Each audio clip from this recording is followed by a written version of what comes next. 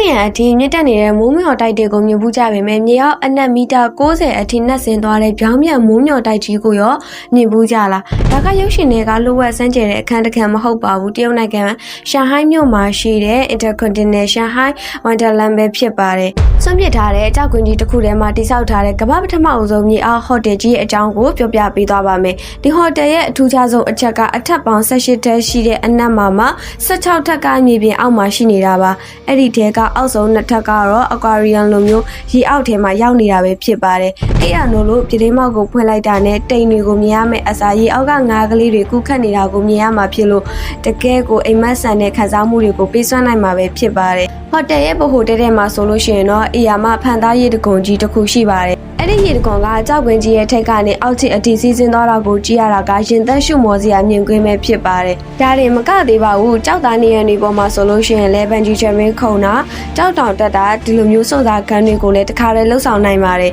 ညဘက်ရောက်တယ်ဆိုလို့ရှိရင်တော့ကြောက်ကွင်းတစ်ခုလုံးကမီးရောက်စုံတွေလေစာပြပွဲတွေနဲ့တက်ဝင်လှုပ်ရှားလာပါတယ်ရင်းမျက်နှာပြင်ပေါ်မှာကပြတဲ့မီးအလားပြပွဲကတော့ဒီဟိုတယ်ရဲ့အသက်လို့တောင်မှပြောလို့ရပါတယ်ဒီဇိုင်းတင်ထူခြားတာမဟုတ်ဘဲနဲ့တဘာဝပတ်ဝန်းကျင်ကိုထိမ့်သိမ်းမှုအတွက်ကိုပိုင်လျောက်ဒီစွမ်းအင်နဲ့ဘူမိအပူစွမ်းအင်တွေကိုပါအသုံးပြုထားတာပဲဖြစ်ပါတယ်စွန့်ပစ်ထားတဲ့မြေချင်းဟောင်းကြီးတစ်ခုကိုဒေါ်လာတန်300ကျော်ကုန်ကျခံပြီးအခုလိုအမကန်နုပညာလက်ရာတစ်ခုအဖြစ်ပြောင်းလဲပစ်ခဲ့တာပါမိတ်ဆွေဆိုရင်ရောကောင်းကင်ဘော်ကဟိုတယ်မှာပဲအိတ်ချင်တာလားဒါမှမဟုတ်ရေအောက်ကဒီလိုထူခြားတဲ့ဟိုတယ်မှာအိတ်ဆက်အနားယူချင်လားခေါင်းမမှာပြောခဲ့ပြပါအောင်ရှင်